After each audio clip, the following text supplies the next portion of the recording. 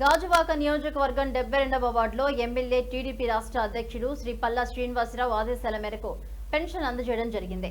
అందులో భాగంగా టీడీపీ రాష్ట్ర కార్యదర్శి శ్రీ పుచ్చా విజయ్ కుమార్ లబ్ధిదారులందరికీ కూడా పెన్షన్లు అందజేస్తూ దేశంలో 29 రాష్ట్రాల్లో అన్ని రాష్ట్రాల్లో కేవలం 1500, 2000, 2200 మాత్రమే అందజేయడం జరుగుతోందన్నారు.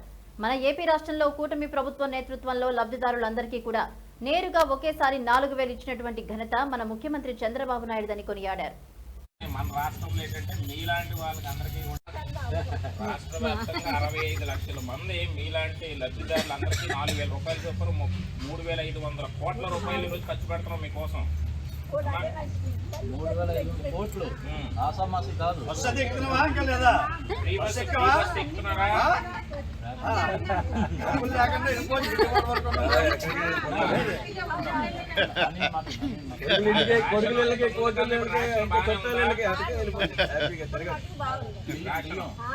అన్ని అందుతున్నాయి కదా.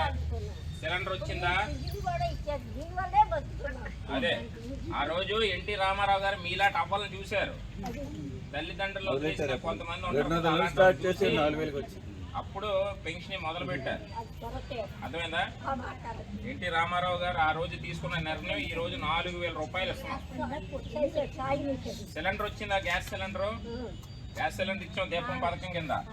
బస్సు ఫ్రీ, నువ్వు ఫ్రీగా వెళ్ళిపో ఎక్కడికన్నా బస్సు ఎక్కి. చంద్రబాబు నాయుడు పేరు, పవన్ కళ్యాణ్ గారి పేరు బస్సు, ఆధార్ కార్డు పట్టుకొని వెళ్ళిపో.